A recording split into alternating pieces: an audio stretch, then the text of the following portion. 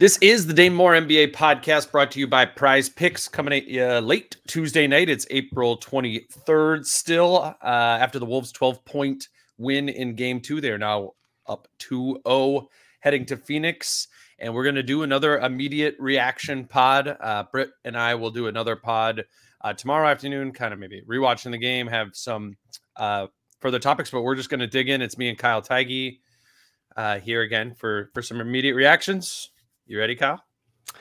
Not tonight, Dane. Not tonight. This is the Kyle Theige NBA podcast, and for the next 4 hours, we're going to be talking only about Jaden McDaniels, podium game Jaden McDaniels. So buckle up your seatbelts.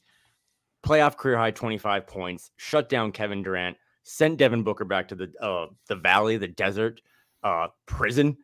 I thought Saturday was the best game I could maybe ever go to, whatever. Desperate.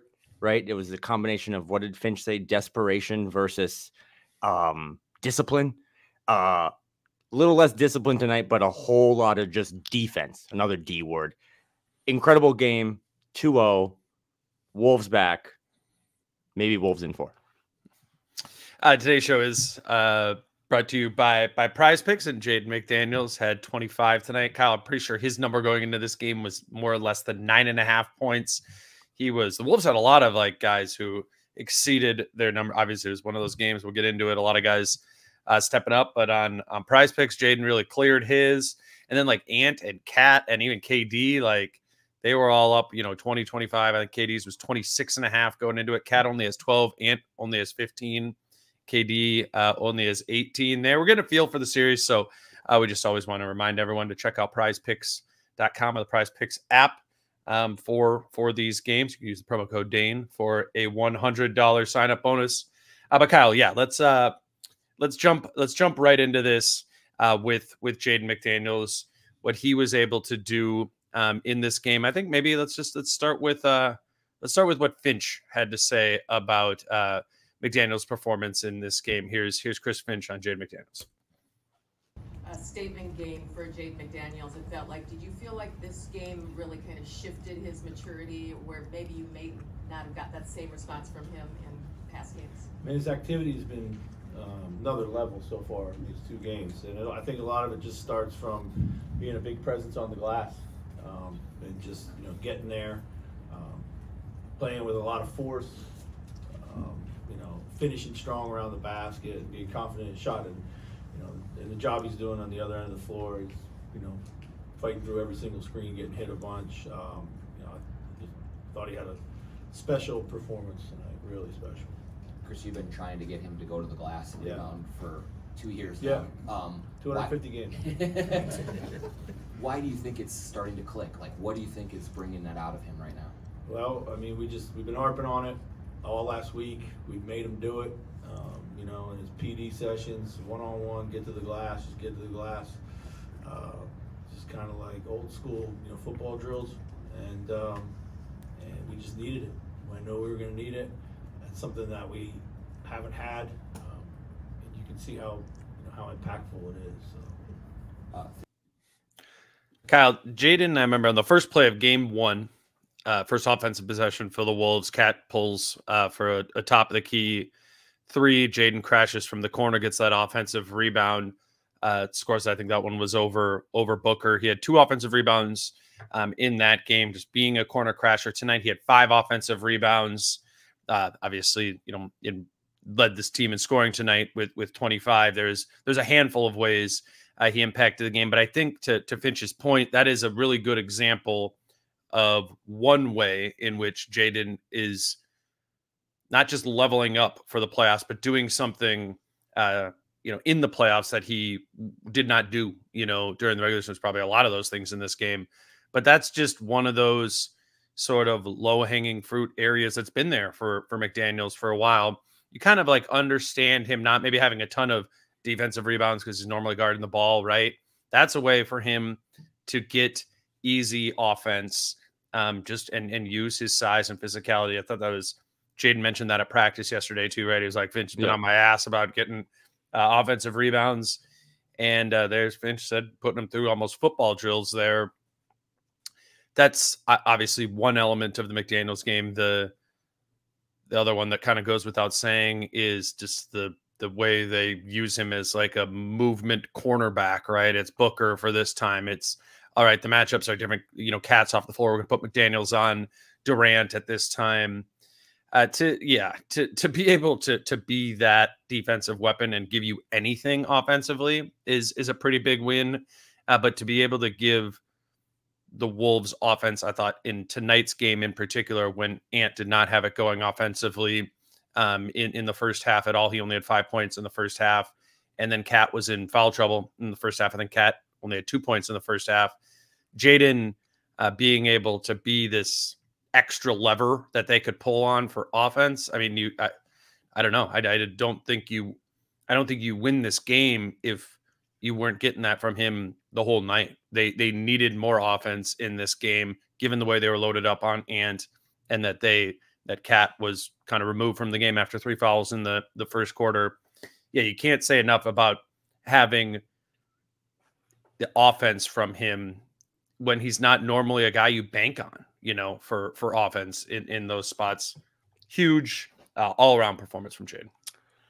41 minutes, game high 25 points, 5 offensive rebounds, 8 total rebounds, 3 assists, 1 steal, 1 turnover, 3 fouls. You can pick any stat you want. Also, the coolest stat on the night that's not in the box score, the Suns are shooting 28.6% from the field when guarded by Jaden McDaniels in this series. What he's doing on defense is enough to just get him 41 minutes, right? Like, just if he was just a defense, if he was just the D in 3-and-D, it would be enough, because what they need him to do on the perimeter, and for him to then get 5 offensive rebounds, have a couple, I mean, his assists were really in kind of big moments. They seemed like they were all to Rudy under the basket when he would crash and get 2 guys on him and just spoon feed Rudy for a dunk. But those 25 points, if you look at his shot chart, couple corner threes in each corner, little mid-range, getting to the rim, it was kind of all over the place. And again, you just can't stress enough how important all those buckets were in a game that, and we'll get into it, but like really, I don't know if you want to do the grade Conley Towns game, but I might give him a C+ tonight too. Like, not a lot from Ant. He did have a little spurt, but you know, Nas again just didn't really have it. You don't have Kyle off the bench. Mike obviously was great, but they need Jaden to play that level of defense, all NBA defense every game, to kind of keep this thing as an elite defense. But then to get that offense tonight, I mean, usually when guys go to the podium, it's because they had like really good performance on one side of the ball. For him to do that tonight, Finch said at post game, best game he's ever had, best game Jaden's ever had under Finch. And then when I asked Jaden, you know, do you agree with Finch? He's like, yeah, that's probably true. Like 25 points in the playoffs is a big deal. So just a statement win. And I mean, series doesn't start, right? The cliche, until the home team loses. But it's kind of a demoralizing loss for the Suns again, because you look across the court and, like I said, Carl and Ant, your 2 kind of biggest offensive weapons, just didn't really have it again. And to still kind of get blown out of the building just because of all the other guys Minnesota can throw at you on both sides. Hat tip to everyone on that roster, and hat tip to the coaching staff. So we'll go back to game 82, that the Wolves, you know, lose to the Suns, and it really becomes apparent, as we talked about at length, about how they're going to load up on Ant and take that away and try and take him away with all the gap help and all those things we've been talking about, which in that game, in game 82, it left Jaden open a lot, but it was just spotted up. You know, it was like, all right, my guy's kind of leaving me. I'm here, Ant, if you want to like drive into my guy and 2 other guys, you know, to kick to me. And he just, you know, wasn't making those semi-open or open, you know, threes in that game. And what I thought was, as we mentioned with the offensive rebounding, but he got it in other ways too. Then it didn't just have to be shooting to break the way, or to impact the way that Phoenix was guarding him, right? Like when his guy was leaving him to go help out on Ant, Jaden would come in and he would use himself as a screener, or he would just kind of like slip out of it. And they were finding him through that. And I just think that's coaching, you know, that's Jaden jumping. That's not like a scripted play. It's like, yeah, okay, Jaden, like if you're feeling this, you're feeling like they're loaded up in there, just get yourself into the action, get Ant to come off of it, find yourself rather than just sitting there spotting up. And while, McDaniels shot 39% from three a season ago, when he finished like about 34.5 this year, he's just not your extremely consistent knockdown 3-and-D guy. You need him attacking the seams. You need him to be able to get to that mid-range kind of leaner game that he has sometimes. I think that's why it was able to like snowball in a good way, is it wasn't just, okay, take these threes and make them, Jaden. It was impact the game in different ways on the offensive side of the floor. And you didn't have advantages in this game early on because, Ant was trying to do his thing of getting off the ball, his playmaking a little bit. What did they do in game one when Ant was getting loaded up on? They went to Karl in the post. Well, in this game, they were denying Karl everything in the post. They're fronting the post. They're trying to take that away because they're like, all right, the two ways the Wolves can for sure play advantage basketball is through Ant, Ant getting downhill, or Karl attracting a double team in the post. Well, they kind of took those two things out. So it had to be McDaniels asserting himself as we've laid out. And then also they had to pull another lever, and that was the Conley-Gobert two-man game. I think you get to halftime and Conley has 14, Gobert has 12. Again, Ant and Cat had combined for 7 at halftime. That they have, Cat and Ant are high-level offensive players, that they have other things to pull outside of those two offensively. When we've labeled, I guess accurately, this team as a mediocre to a below-average offensive team for this year, to kind of have 4 different things that you could go to offensively, and even when the top 2 are taken away, still get enough offense. I thought that was huge. And while Jaden deserves credit, I think that Conley and Gobert reliable two-man game was really big. What you want to pick one of the two of them, Conley-Gobert, or those two together? What stood out there to you? Yeah, no, that's a great observation because they really leaned into it, like you said, when the water had kind of run dry with Karl getting those 3 fouls in the first quarter, which was a big moment, right? Because the Wolves did come out punching first again. If you kind of run through the timeline of this game, the place was, I don't know if there's a better spot than now to just say that place was, I thought it was the loudest I've ever seen on Saturday or heard on Saturday. That place was not like Tuesday energy tonight. So again, like they're up, 8-3 or 10-5, and it's just crazy. And then Karl gets those fouls, and then Ant just kind of doesn't have it. You only had like single-digit shot attempts late through the second quarter. So I don't know if it's so much that Ant didn't have it. It was just that, they're taking that away. Like, right. It's like, it's that if they're going to put 3 on him, it just has to be something else. Like we were kind of tired sitting next to Britt and we talked about the game, and Britt's like, I just want to see Ant go through it and rise up above that. And I was like, well, particularly because Jaden's giving you something, and because Conley, he had a bad game 1, but he was giving you something there. Like, I'm glad that Ant put in like a discipline to not, force it himself. Because I think he could have got it if it was single or double coverage, but it was just so loaded up on him again. Yeah. And when I said Ant didn't have it, I mean, he clearly was more in facilitator role tonight, which is just at 22. Like, he's learning this. Mm-hmm. That was the questions we had before the postseason started, was, is he going to be able to figure out, as you and I always comped, the rain analogy of like, to know what to do when he sees the rain is coming. He has clearly mastered that through the first 2 games of this series. But in the first half, he was making the right pass and the right play, but Nas missed shots, Nikhil missed shots. So it wasn't his fault, but to an extent, like, he didn't really have it because he wasn't, accumulating assists. I know that sounds stupid, but so when they needed real offense, they did go to Mike and Rudy. And that is, I mean, just like you said, if that's the 4th offensive lever you can go to at times, that's disgusting. Like, you're just rich with opportunities and ways to score. So as bad as Mike was on Saturday, and I think he knew he was bad, Finch said it tonight too, he's like, I knew Mike would come back with a bounce back game.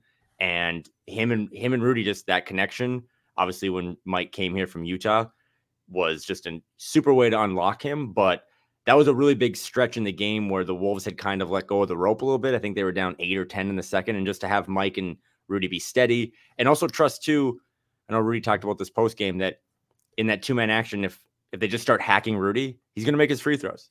Yeah. And he's been shooting really well from the free throw line this series, and I think it's been something he's focused on all season and since he got here. So yeah, that 2-man game was probably gets swept under the rug because we're not done talking about Jaden, by the way. We're going to go back, but that was a really big moment in a big spot that kind of got the rope back, and then it was kill shot time in the third. Here's Finch on the Conley-Gobert 2-man game. Chris, Carl's in foul trouble and it doesn't really have it going in the first half, but you got the Conley-Gobert sort of 2-man game working there. That wasn't there as much in the first game. What does it mean to kind of have that in the bag as well? Well, it's, listen, that's been great for us. We've used that as a way to, close games as a counterbalance to Ant or Cat. And those guys are so experienced, and they have such a great chemistry. So it's like a safety blanket, to be able to do that. And I knew Mike was gonna come back with a strong game tonight. I thought the other night he just missed a lot of good shots, and tonight I think he missed his first one, but then I think he made his next 6 or something like that. So just absolutely huge for those guys. Kyle, I think it's so important to have that safety blanket. Mm-hmm. And it's going to be tougher in Phoenix. There's probably, maybe even game 3, like one of the two of Ant or Cat won't have it. Can you rely on Jaden to give you, 20 plus? Maybe not. I think it's really important to have at least one of Cat and Ant going, and then another go-to action you can go to. And that's the difference with the Gobert Conley 2-man game rather than the McDaniels one. Like the McDaniels one has to come in the flow, right? It's like, it's kind of reacting off of the way that the defense is guarding you, that McDaniels finds his spots. Well, the Mike and Rudy 2-man game, you can just go to that. Yeah. And I thought that, it was kind of in the second quarter, you wanted Ant to get more, right? Like find somewhere that he could impact the game, scoring a little bit more. And the adjustment was to, get him off of the ball, be in the point guard, Mm-hmm. and run Ant off of actions that go for him. So maybe he can catch in a spot where when he catches it, it's not 3 people making a wall in front of him. And to do that, you need to run through Mike Conley. And yeah, you can look for something for Ant, but they're still trying to, top block that, whatever. Like just keep it out of Ant's hands. So then Mike can pivot into basically whenever he wants some sort of 2-man action with Conley and Gobert, which, it's kind of like one of those things is that was a good go-to action during the regular season. Can you go to that over and over again in the playoffs? Again, game 1, almost nothing there, but it does. I do think that's another thing that they do have in their bag, and that will be important as they go into Phoenix and then, potentially throughout the playoffs. They need more than just Cat and Ant to be relied upon. Like, I just don't think you're going to get that 20 a night, Mm-hmm. from those two. I don't think that's bankable necessarily here. So you need to have something else to go to. I don't think we can underrate what that means there. And I don't know if I know segments 2, 3, 4, and 5 are going to be more Jaden. So one last thing on Mike, but the 2-man game with him and Rudy was awesome. Again, he was as bad as he was on Saturday. He was as good tonight. 18 points, 7 of 13 from the field, 3 for 6 from 3, and just really, I still think Nikhil is like the most timely shooter, but Mike just picks his spots right and just knows when the team needs a big 3, again, kind of the let go of the rope thing. I think he had a couple where it's like, okay, it's 8 points, we're down 3, gets it back into it, gets the momentum a little bit. But the play of the game from Mike Conley's standpoint was when he, at, the ripe age of 36, dives out of bounds and falls just into the stands, saves the ball. Rudy gets it. And then apparently Rudy is now the point guard of the team and just decided to go to the basket. But I caught up with Jordan Dye after the game because he basically landed in like Jordan Dye's lap, center court. And Mike told Jordan, they kind of dapped it up when Rudy was shooting free throws. And Mike just told him, no one wants this more than me. And that kind of echoes the whole narrative and storyline we talked about during their week off. And you could see it tonight. Like, you knew that he was pretty frustrated that he not let the team down on Saturday, but wasn't able to kind of contribute the way he has been since he arrived from Utah. And they didn't need him. And tonight, as you just said, like, who can you bank on for 20 points? That's what makes this team so damn good. And that's why it's like pretty demoralizing if you're a Suns fan, because it's trying to pin the tail on the donkey a little bit of what do we stop? What water do we shut down? And it's like, you got a blindfold on. and you probably spun around 6 or 7 times. Like, there's just no real way to pinpoint who you have to stop, because then 3 other guys will just have really big nights. So small play, but again, Mike Conley, I think, can smell that this team has something brewing a little bit, and he's willing to throw his body into, the second level of the courtside seats to get an extra possession. So shout out to Minnesota Mike. Today's show is brought to you by Autograph. They are a new sponsor of the show for the playoffs, and we would love it if you guys would just go down the Autograph app. We know it's something that is going to serve you. It's a place that is going to have, all your Wolves articles, this podcast, kind of all the content that you're consuming related to the Wolves in one place. There's a Timberwolves community on Autograph. You can download that by using the QR code on the screen here, or just downloading the Autograph app. You can use code DaneMoore. That would be great to let them know that you come from us or came from us. But the biggest thing is the app gives diehard fans like you access to all the best sports content. There's fan challenge, there's exclusive rewards through the app, and how it kind of works is the more you consume through the app, the more points you accrue to be able to get those exclusive rewards. There's discounted tickets to Wolves playoff games at Target Center. So this is something they're really excited to show the fan base, and we're excited for you to be able to try that out. So again, go to the App Store, Google Play Store, and use referral code DaneMoore. That's referral code DaneMoore, and we will see you at the game. Today's show is also brought to you by Supreme Lending. Let me pull this up here 1 second. And if you are ready for a winning mortgage experience, meet Ben Coulter with the Mortgage Dream Team at Supreme Lending in Edina, Minnesota, with over 20 years in the business. Ben knows how to score big when it comes to mortgage deals. He's a dedicated Timberwolves fan. Ben has supported the team from day one. I like to say he sat in the rafters at the first game in franchise history at the Metrodome. Whether you are looking for your first home or a vacation investment home, he is here to help make your home ownership dreams a reality. The Mortgage Dream Team, as you can see on the screen, offers a deep playbook to help 8-day close your loan in as fast as 8 days for a leg up on the competition. They have a $25,000 close on time guarantee. They guarantee your deal closes on time. And they have the Minnesota Housing Program, up to $18,000 in down payment or closing cost assistance. In addition, if you mention T-Wolves Special, you may be eligible for your first year at 1% below your note rate. Call Ben today at 612-268-5454 or visit twolvesmortgages.com for more info. Let Ben know and his team know that you want to win your dream home. All right, Kyle, let's keep moving. The other things I have here as sort of big takeaways, just sort of sitting there after the game thinking about, what delivered this win, and 2 things stand out to me. Just one, that defense is back, the pursuit of it, the suffocation of that defense. I remember using the word pursuit so much at the beginning of the season with the Wolves defense, to just the way they stay attached. It's different than other places. And then also to have the size back at the rim. The defense is just suffocating. That's the best word I can think for it.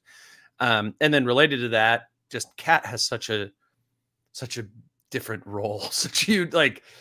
Never would have thought that this would be the role that Karl-Anthony Towns would be being asked to play in the playoffs.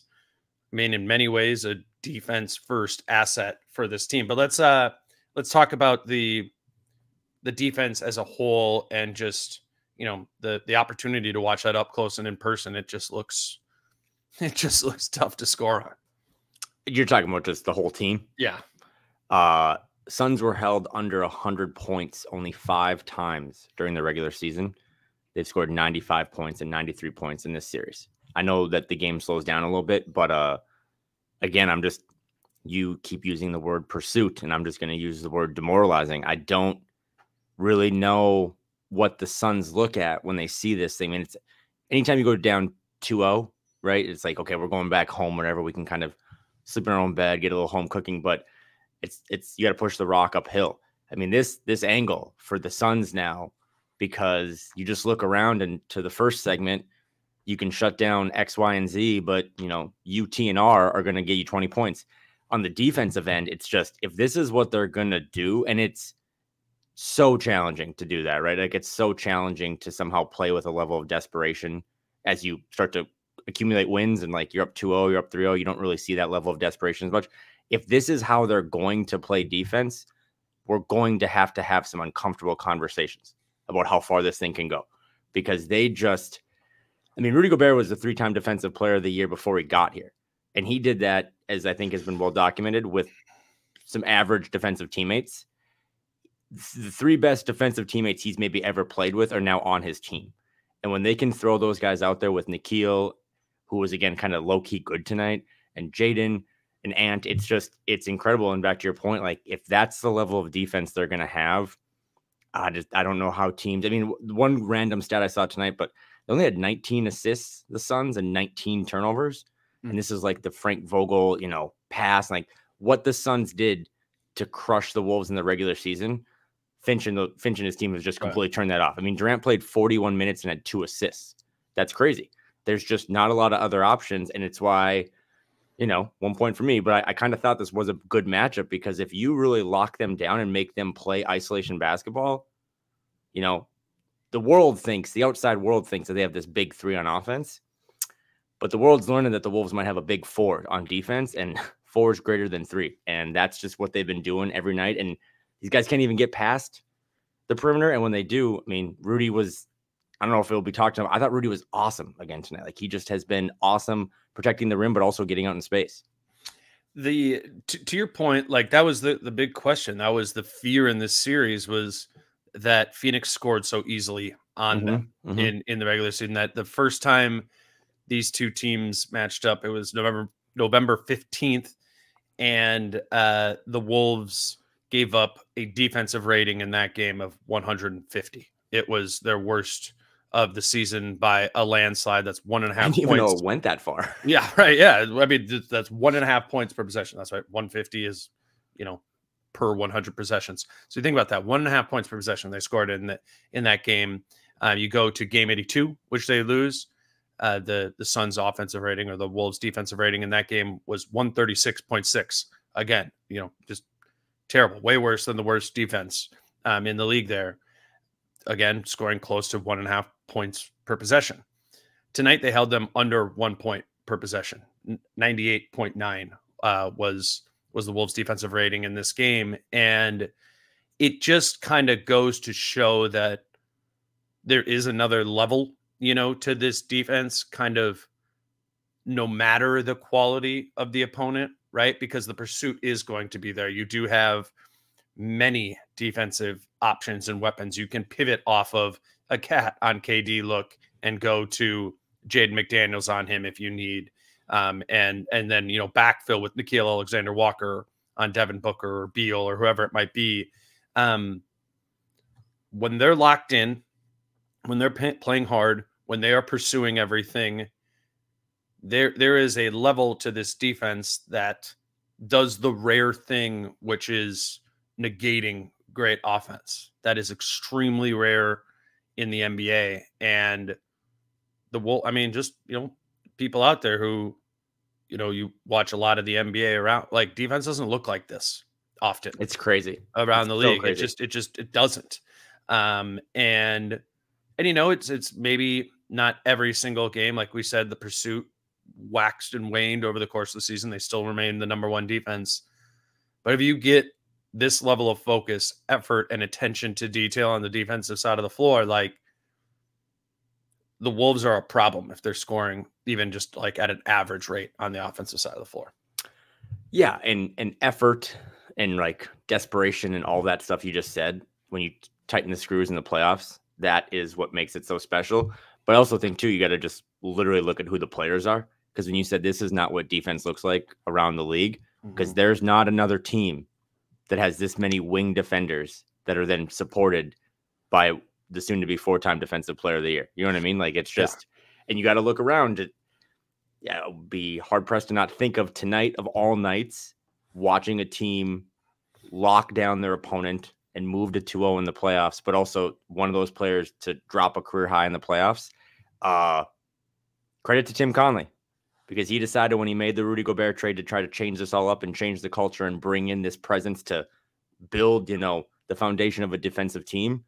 I don't know how good that defensive team looks if they don't have Jaden McDaniels, who was kind of, potentially could have been thrown into that trade. So the moves that he has made, the moves that this organization has made to get a Nikhil, obviously Ant's here, but to get a Jaden, it's just, you're right. I think that's the best way to put it. This is, other teams play good defense, but it's more scheme. It's more, it's not smoke and mirrors. That's aggressive, but it's just other things. This is just a pit bull mentality. It's just, we're just going to throw, we use this term all the time, but we're just going to throw dogs out there and make their lives a living hell. And I thought, again, you saw that tonight. We talk a lot about the Minnesota Timberwolves being immature. I think we need to take a second and be like, from a cumulative age, I would imagine the Wolves have a younger average rotation maybe than the Suns, who have some more proven guys. The Wolves just played their game tonight outside of, one Jaden McDaniels technical. They never really got flustered. I thought the officiating was just a little different. I don't know if it was bad, but it was just a little different than game one. I think that's a fact. Like, the whistle was a little tighter, and it didn't go the Wolves' way in the first half. But unlike December, they just kind of rolled with it. And Phoenix, on the other hand, when the whistle started not going their way in the second half, they lost their composure. Bradley Beal, Frank Vogel. So, yeah, this is not what defense looks like if you watch any other playoff game. And for that to be their calling card for 82 games, now 84 games, is pretty special. We've talked a lot about the trust that the rest of the team has put in Rudy Gobert this season. I remember a couple weeks back, I put it on here. I asked Ant after a game, what's the biggest thing that's changed this season that's going to matter in the playoffs? And the first thing he thought about it for a second, and first thing that came out of his mouth was trusting Rudy. And we focus on that a lot, and that trust that they've put into him as being a real difference maker, and it absolutely is this season. What I'm seeing in this series from Gobert is a trust in his teammates defensively. And I think a really strong way that's like that there's something that's emblematic of that is Gobert's willingness to accept switches. And Rudy's always had like an ability to, play up and do that. And we've seen, every time, pretty much every game, there's a situation where he finds himself like kind of scrambled onto, guarding a point guard or a 2 guard or something like that. And there's endless clips of Rudy being able to handle that. But there's this like mental hurdle that I think Rudy had to get over this season in like, sometimes we just need you up. And if somebody's caught here, you just need to come up and switch and take it, and not kind of fall back into your comfort zone of going backwards and letting them bring you into the into the rim or into the mid range, where Rudy's obviously great there. Sometimes you just need to switch and guard that. And I thought particularly in the first half, Rudy just was like, yep, this is what we need from me right now, is just to get up here. I can like let go of the most important place on the floor, which is the rim, and my comfort zone, which is the rim, and get out there and switch and handle this because Jaden got caught on the screen or whatever it might be. I asked Rudy about that after the game, because I just think it was a really important thing, particularly in the first half when things weren't going as well. Rudy, defensively, what is it doing for you guys? You playing up and switching when that needs to happen, if Jaden gets caught or whatever, particularly in the first half, to make you're switching all the time? Well, I think it makes us more versatile. It makes us even more special defensively. Me having the trust that when I switch on the ball, guys are going to be able to secure the rebound, and them having the trust that when I'm guarding anyone, I don't need help. I'm going to try to make him hit the toughest shot possible. It's huge. I think that's, with the level of talent that there is in NBA right now, it really makes us unique defensively, and I really enjoy. I embrace those situations. Guarding the best players in the world it's always a fun challenge for me. Kyle, it's just like you just run through the Rudy defensive clips. There's really nothing through 2 games where there's any sort of exposure of him.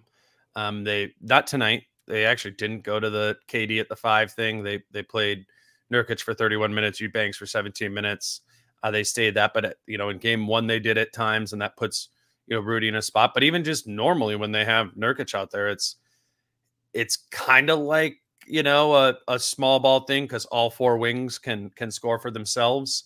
And just Rudy being able to do what he's done against those looks is, if you're watching, is doing so much to just sort of dispel any sort of those narratives and notions that were out there that Rudy can't do those things. I'm not sure that was ever true. I always say when teams went small against those Utah teams, it was more about what Rudy couldn't do on the offensive side of the floor than what he couldn't do on the defensive side of the floor. But there was things you could have picked at Rudy's defense in the playoffs in Utah, or even last season, right, in the playoffs. But there's nothing he's being asked to do that he won't do anymore. Mm-hmm. And that is just with the defensive personnel and the focus and effort that the group has as a whole on that side of the floor. That's making him like a weapon, like a real weapon in multiple areas. That's huge. And that's, like you said, you want to, not to put the cart before the horse, but if you do start thinking about like the future of playoffs, or just even the rest of the series, that inspires confidence that these 2 games aren't just like a flash in the pan from the defensive side of the floor.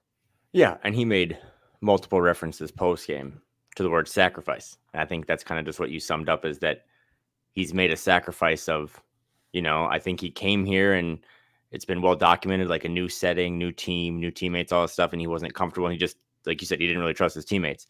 And that trust now is kind of the backbone of this whole defense. And you also made a good point about, I think, who he's doing it against is a really big deal, because this is, we are 81 hours removed from the Suns being the most dangerous team in the playoffs and one of the hottest teams coming in, and the way that they closed down the stretch. And that hot team was a lot of it because of their offense and their big 3, and just having 3 perimeter players that can get a bucket whenever. So to your point, it's not just who he's doing it against, but for me, it's where he's doing it against, or where he's doing it. And that's on national TV in the playoffs. Because I think you're slowly chipping away at what was, as you pointed out, I think the time they got him 2 years ago, this stigma or this narrative that's just not true. Like, this playing Rudy off the court thing is just every game now getting watered down and eroded. And it's also big for him, because I know he cares, because you can hear him talking pregame or just hanging out in the locker room. Like, we're also like 1 or 2 days removed from him being voted the most overrated player in the league by his peers. And if you don't think that pisses him off, like, that man is maybe the most proud player in that locker room. And if he's overrated and he's whooping Kevin Durant's ass on the perimeter, then I don't know what that makes KD, because he has been fearless getting out to 25 feet to 30 feet. I mean, even if you go look, he had 3 steals tonight. And you watch those steals, it's not just him standing under the basket with his hands kind of getting deflections. It's like him moving from the 3-point line in a defensive position, trying to like cover 2 guys and just having his active hands. And those were all big spots in the game. So 4-time defensive player of the year. It'll be announced, a couple weeks. I would imagine he's a shoo-in to get it. And he's just everything this team needed after their first experiment, kind of going through the playoffs, right? Not having enough rebounds, not having enough defense, not having enough leadership. He's brought everything, and he is kind of the perfect teammate to have. And it took a little bit, right? Like, there was still those Rudy Olajuwon first-year jitters where he would just call for the ball and really on inopportune times. But he was great tonight. He's been great from the free throw line, and they're undefeated when he has a 3-point play in transition. That's the weirdest looking play ever. Let's go into the Cat part of not just this game, but this series. It's, again, when we were doing preview episodes for this, or people were writing about this series, a main thing you looked at was Durant, right, in this matchup. And the Wolves didn't really know how they were going to handle that during the regular season. And they just, much like last year in the playoffs, we weren't really sure how they were going to pursue the Jokic matchup in that series. There was, maybe the assumption that it would be Gobert, or maybe it would be, it wasn't going to be Towns. How much help were you going to give him? Well, Cat took the Jokic matchup last year in the playoffs. Obviously, they don't win the series, but you look back at positives from last year's playoffs and what Cat was able to do defensively within that greater, Rudy kind of helping him out on Jokic. Look like Cat was a weapon, or at least an important tool in what the Wolves were doing defensively. And then this year, it's what are we going to do with the Durant matchup in this series? Okay, Cat's going to guard him, and Durant did not have as good of a game. Cat did a better job on him tonight than he did in game one. But to me, like, the biggest thing is that I think is new and unique is that it's the most important part of the game to Cat is that, like you just saw early on in this game, it was all right, what can I do? So I'm making this tough, and Durant just doesn't hit like 4 or 5 mid-range jump shots in the first quarter again, and there's a fight and a prioritization there. You saw him, like, all of his defensive rebounds. I'm going to go back and watch, like, I'm going to note this tomorrow, but like almost every one of his defensive rebounds was like a snatching defensive rebound. Dude, everyone away from like an offensive rebound situation. And I don't know. Again, it's not like you look at these two games from Cat, foul trouble in both of them. You don't see your normal 20+ point nights from him, but it's really just noteworthy to me that what Cat seems to be prioritizing in this series, which is the job that they're asking him to do, and again, just would have never thought that we would be in a situation with Karl Anthony Towns where he's more role player than he is primary thing, but he's taking that on. He's focused on that, and relatively well handling that job, with also, I think, this looming in one game this series, he is probably going to get 25, 30, make a handful of threes. Like, Cat's been solid thus far in these 2 games, limited minutes. And it feels like there's room for upside because the basics of the job he feels committed to is what I think I'm trying to say there. Yeah. Big picture, my opinion has not changed that if they want to win 14 more of these playoff games, at some point they're going to need Karl Anthony Towns to be an all-star on the offensive end, right? On the defensive end, as you just pointed out, I mean, you were talking more about defense stuff. I was kind of thinking back to that controversial play where he kind of D's up Devin Booker in a really pivotal spot too, because I think he had 4 fouls at the time, but he played good defense and he let Booker hook him, and it was offensive foul on Booker. And just like, I know that's a very, very small grain of sand play, but I think maybe he had learned from the first half of just being like, because those 3 fouls, if they lose this game, the first person we talk about is Karl tonight. It's not Jaden. If they lose that game, it's because he, the foul he picked up just sprinting towards the basket, kind of jumping over guys to get the rebound, was a really bad play. That's like the definition of straight voltage. So he kind of left his teammates out there a little bit, but then I thought he came back in the second half. He only took 7 shots, but he did kind of hit a timely 3. He got to the line a couple times, and for the most part made the right play. He only had 1 assist, but on the defensive end, and Rudy, you ask him this all the time, but I think Rudy's the most upfront because he's like the best defensive player in the league. So he probably knows more about defense, but he really does want to show people that Karl is busting his ass on defense for no better purpose or no better way to say it. Like he is trying really hard to, as you said, just accept whatever they ask of him. And they haven't needed Carl for 2 games. They will need him moving forward, but just little things tonight. I thought his contests on KD when he was out there were good. It's just Kevin Durant. I guess he's just going to make them. So when he was out there, he was making it a living hell, I thought, for the opponent. But yeah, tonight was, I stand by what I said. Like, it was an A game. The first one, he didn't get in the way. He did what he was needed to do. Tonight, it was a little more of the bad side of Carl, like probably just a C. But again, they just keep winning when a bunch of players on the roster and the rotation have B- C games. And that's got to be really scary from an opponent standpoint, because you know better than anyone, he's going to have a 30-point game, or he's going to have a big 25-point game that's 16 points in the third. So just keep bottling that up. He hasn't gotten in the way yet.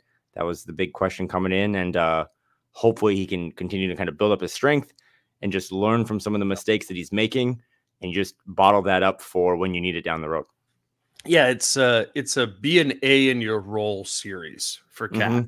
And like probably the most important part of getting that grade is understanding, you know, what the role exactly is. And I think Cat's getting there. I asked Gobert about Cat kind of accepting a different role after the game. Rudy, it looks like Carl's playing a way that we've never really seen him play before. You're asking him to do very specific things in this matchup that he historically hasn't been asked to do on many teams. What is it meaning that he's taking that role and executing it? It means everything, you know. He's capable to do so many things on the basketball court, but sometimes, you know, I think like he had so much success in the past, you know, with playing a certain way, but now being able to play the way that's going to make us the best team possible, you know, depending on the matchup, depending on, you know, who's on the floor, depending on who we're playing. It's been huge, and you know, it's obviously sacrificing maybe him scoring more, maybe him, you know, doing more things that we know he can do, but you know, it's about winning, and you know, everyone can see it. And, you know, we are sacrificing a little bit to be able to play the best type of basketball that we can play, and you know, and at the end of the day, when you win, you know, there's nothing better. And like I said, you know, some games it's going to be Cat's night, some games it's going to be Ant, some games it's going to be Jaden. But when we play on space for each other, when we make the right play for each other, when we do it simply, you know, we're really, really tough to guard, and that's what we've been doing those last 2 games. This is a weird comparison, but Cat and this different role and kind of a new way to define his role kind of reminds me of Andrew Wiggins in 2022 with Golden State. Like, and you think of that, I love this. Keep going. I get it, but like, you know, I mean, in that series, and quite frankly, a big reason why the Warriors won the championship was all of a sudden, seemingly out of nowhere, Andrew Wiggins started doing things he'd never done before in his career that maybe like physically he had. I mean, Andrew Wiggins, he always had that body to be, you know, a really impactful point of attack defender. And in Golden State, they were like, Andrew, on this team and in this is your role. This is your job. Do it. And he did. And then remember in the finals, he rebounded. Like he had double, like numerous. A lot of people listening to this remember him all of a sudden rebounding. Yeah. And it was like, I remember because the year before that, right, he gets traded. It's traded to Oklahoma City, or no, it's not Oklahoma, to Golden State, and he had like, he was with the Wolves at the beginning of the season, just had his like first child, and really kind of came into that season with, I don't know, he just seemed the more focused and more like dialed than I had seen in previous seasons from covering him. And there's this thing, just haven't covered the NBA for a while, like different players at different times kind of hit this stage where it's, you know, past the ego stage, you know, and it's I often refer to it as like flipping the adult switch on, you know, and being like, this is what I need to do to do, you know, to take care of what my job is and my responsibilities are. And I remember like you could kind of see like shades of that from Andrew Wiggins right before he went to Golden State. And then I remembered that once, you know, the next year they're in the finals, and Wiggins is a huge part of why they end up, you know, winning the championship. And this from Cat playing this way, being asked to do something he's never really done before and trying to apply himself to it is, I think it's similar, you know, and Wiggins really like excelled there, and Cat I don't think has really excelled yet in that role, but I don't remember that Golden State, you know, their postseason, you know, day by day or anything like that. But I would imagine it was a gradual progression to the finals where Wiggins was one of their best players.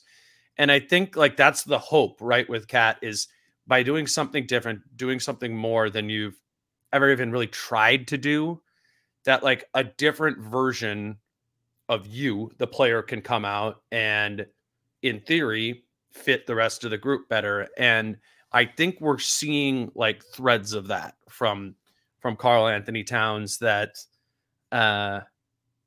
it'd be cool to see it kind of like the shell break open and be like, oh yeah, there's more in here. It's like he's trying to do these other new things and he's doing them pretty well. Plus he's doing some of the other stuff. I think it's noteworthy how different this is from Cat and what it could become. He's averaging 8 shots a game in this series, right? Like he was an all-star. So I think that was very poetic. Season.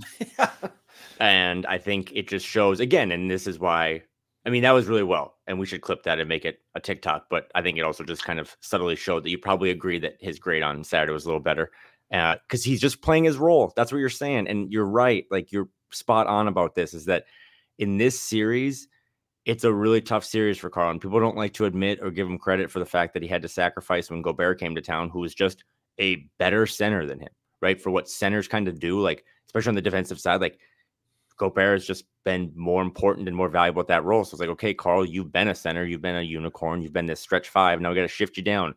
When you shift down, not only offensively is it weird, but defensively. And now all of a sudden you have this team coming to town. You've never beaten them all regular season. It's like, hey, Karl, can you not take a ton of shots and guard KD? Like, that sucks. And I think for the most part, you know, turnovers are what they are, and that they still got to kind of close that down a little bit, because I think he's had 4 in both games, but he has, and Rudy sees it. That's why I think it's cool you ask him those questions every time. Rudy sees that it's all about the perimeter defenders, right? And it's all about me, but Karl hasn't been like a sieve. Like, he hasn't been that goat path I described from the movie 300. Like, he has shored up as well as he can, and it's made, back to the top, like, it's made a defense that you just don't see it. You just don't see 5 guys all on a string like this that just create layers like an onion of, if you get through this, now it's this, right? You get past Nikhil, now you got to get by Karl. And if you get past Karl for a layup, like, there's Rudy Gobert, 4-time defensive player of the year. So, again, I don't think it was a good Karl game. I'm not going to like, yeah, that's the thing. Like, he needs to play better. He needs to play better. I'm just saying, to me, and like, we could disagree if you think whatever. I think they were like good games or A games. I just think what's standing out to me is he's being asked to play a different way, and he's doing it for the first time in his career. And to me, what that hints at is an upside or something that could come. He needs to, you know, I mean, and maybe part of it just guarding Durant. There's going to be some foul trouble, but he's been in foul trouble, you know, both games. If they're going to front him in the post, like, you just got to fight better for some position there. That just single coverage fronts can't remove Cat from the post, like, and it did tonight. But that's not really what I'm too focused on. It's like, okay, we know Karl can post up before. What he, you know, that can happen. We know Karl can and probably will make more threes or attack off the catch more and more effectively in future games. Again, I'm just intrigued by the idea that there's like some other cups that have some water in them, that I'm like, sure. That's never been a cup I want to drink out of, and he's like, I think it's a pretty cool thing to embrace in the name of winning, just trying something else, even if you aren't doing it that well. It's just absolutely what he needs to do in this series specifically. He played less minutes in game 2 than he did in game 1, but he took twice as many threes. He was only 1 for 4 from 3, but I thought when he was out there, especially again, the first half was so abysmal. The first half was bad. He had 3 fouls in the first quarter. It was bad. But in the second half, I do think he kind of fit in a little more. And if you think about the shots he took from 3, I mean, he hit 1, but the other ones were, I thought, good shots. Like, that's all we've ever wanted from Karl to do sometimes, just let it rip occasionally when you got a smaller guy on him. And I think everything you said is correct and right and spot on. And I just, what it leads me to believe is that there is a big Karl game coming, right? And if he can accept the challenge on defense and sacrifice over there, but also give you a big game, it's just, again, back to the lever analogy. It's just, it makes this team really hard to defend, man. I just don't really know how you can be the head coach of the Pacers and look at the box, or the Pacers, he was, but of the Suns, and look at the box score and be like, Karl-Anthony Towns made the All-Star team and he had 12 points. Anthony Edwards made the All-Star team and had 15 points. And we lost by a dozen. It's just tough. Yeah. The last thing I want to get to, and I'm sure there's more things to dig into, and Britt and I will do that tomorrow, maybe after rewatching the game. That episode is going to come out probably more like late afternoon. We're not going to record that till the afternoon tomorrow. But just one other thing I wanted to, more in the gamer form, just hit on was not as much from the Wolves bench tonight. Nickeil, Alexander Walker, and Naz Reid were really big in game 1, particularly Nickeil Alexander Walker. Did not get as much from either of them tonight. Nickeil did get his minutes again up around 30 minutes.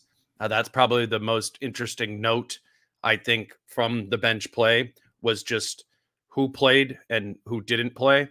No Kyle Anderson in this game. And then they went to Monte Morris for an extended stretch in the first half, and I believe he didn't play in the second half. So we went from the 10-man rotation thing to about 7.5 tonight. And we didn't ask about, Anderson was a game time decision. I don't think we got any clarity on why he didn't play or not. But he did not play in this game. Monte Morris was the 8th man, but only for a limited role. But need more from the bench, probably going forward, or to win in Phoenix. And that probably comes from Nickeil or Naz. And they just didn't have that in this game tonight. Yeah, and we should note that we're recording this at now 1 a.m. But when you have a chance to digest it and rewatch it and kind of look at it a little more, you'll pick up on a lot of things that I push back if you don't agree. But there's a lot of things that I think this team can still do better. Yeah, bench would be one of them. You're right. They played 7 guys tonight over 17 minutes, and then Monte Morris got 11. Post game, I think Doogie asked about Kyle Anderson, and Finch kind of said again like he's TBD. So he was active tonight, which is, I guess a good sign. But there was no ever intention to play him. And whatever, this might not be a Kyle Anderson series, but you do need him as you possibly look ahead. So yeah, I'm just going to sound like a broken record, but I didn't think Naz played that well in game 1. I didn't think Naz played that well tonight. He was 1 for 5 with 5 points, and you just keep winning, right? Like that's got to be the behind closed doors. I'm sure he won't admit it, but Finch has got to be looking at his staff and being like, to keep grading these things. We're not really, yes, our defense is awesome, but we're probably playing B basketball right now, and we're winning by double digits and kind of taking care of business. So the bench has been not the strength of this team, because that's the defense, but the bench has been damn near the second most important thing. I mean, this team is, shout out to Kendrick Perkins because I like him, but I kind of joked with you that the Wolves kind of start like a Kendrick Perkins at the 5 type thing when the Thunder would do that, and then they would sub him out 3 minutes later and bring in some guy off the bench, and now that's when they're cooking. The Wolves have a great starting 5, but then they always sub Nickeil and Naz in at the same time, it seems, at least in the playoffs they have. And then that's when this team just starts to be so multi-dimensional and so frenetic on both sides, and they didn't have it tonight. They didn't need it. because they had Jaden and they had Rudy and they had Mike. And it could just be a different three guys. This team is not built on a big three and scraps. They're built on a really, really well-rounded, deep roster. And if they have to dig into it at some point, we're an hour in, and we should mention that like the Suns lost Grayson Allen tonight. Yeah. Which, I think it was a different ankle that he rolled, but he was down for a while and then had to kind of get carried off. And we'll see 2 days now between game 2 and game 3 down in Phoenix. But that's bad. I mean, that's nasty for them, because I know when you dig into this tomorrow, you talk with Britt, the one thing Grayson Allen gives you is like a gravity when he runs around those screens. Royce O'Neal doesn't run. He's just going to stay stationary. So you can put a big on Royce O'Neal now, and you couldn't put a big on Grayson Allen. And that was the smartest basketball take I've ever had, I think. But on a dumber down level, they just don't have a lot of guys. So now they're down a guy, and they're going to have to play Eubanks more. They're going to have to look into an Okogie or a Little or a Bull. So this series, like many series in sports, like the Suns do get to go home now. They have some home games. They can kind of refine themselves. But I don't know. If I didn't cover the Minnesota Timberwolves, I would still say that I don't think the Suns could have had a worse start to the playoffs. And now the rock has to be pushed uphill. And there are a ton of defensive guys trying to block that rock. So it's going to be tough. Yeah, I think to the bench, like in particular, can you get a little bit more offense out of it when you're in Phoenix? See to what extent the defense travels, right? Like you look at it even tonight, or even kind of in both of the first 2 games, felt like the Wolves could have used a little bit more offense, right? And part of that is not getting a lot from Cat on the offensive side of the floor, not as much from Ant. In this one, I really like if game 3 can be a big Naz Reid offensive game. That would mean a lot. Or even if Kyle Anderson is back in the mix and he can have one of those games where you're like, well, Kyle just scored 6 of the last 8 points, and he did that in the first half and the second half. Like that's what I'm looking at, of like, once you move to Phoenix, and it's going to get harder from a Wolves perspective, can we get a little bit more from the bench, and can that come on the offensive side of the floor? Because that's just not that the defense isn't suffocating in its own way, but the Wolves offense isn't at a level that much higher than Phoenix's offense is at thus far. And the Suns are going up against a much more difficult defense than the Wolves are, if that makes sense. I think that's just an area for a little bit of, again, low-hanging fruit for this team is more offense going forward. I think the Wolves are shooting 21. This isn't bench specific, but when I think of the bench, I do think of guys like Nikhil and Naz coming in and taking a lot of threes, right? They're shooting 21 for 64 from 3 in these first 2 games, which is like 32%. They were 3rd in the league in the regular season at 38%. So again, it was not a good 3-point shooting game tonight, which is even more encouraging. The bench, if you want to just say the 2.5 guys that you said played in Monty, and Naz, they combined for 1 for 10 from 3. Yeah. And again, not to make you role play here late at night, but if you're the Suns and you're Vogel, it's just, what do you look at? Because you can say, okay, we can, I thought the Suns did a better job tonight of getting Devin Booker off or getting him a little more space. But does it matter? What do you look at? Because you're looking down the barrel of a bench that didn't play well and 2 All-Stars that didn't really play well. Yeah, it doesn't feel like a lot of adjustment-y stuff is there. It's more like, can we get 2 of the 3 guys going at the same time, right? That's what I'm looking at if I'm Vogel, because in the first game it was Durant, and tonight it was kind of none of the 3 of them. Can you get 2 of them going, and then also have guys like Eric Gordon, who played better tonight, making some threes around it?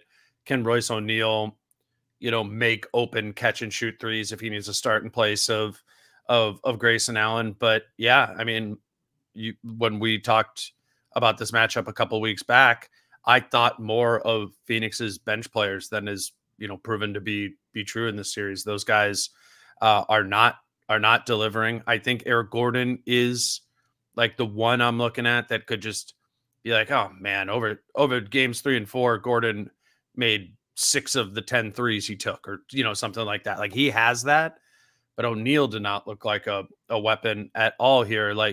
Eubanks actually played pretty well tonight. And it's just like, that's not really like a weapon, you know?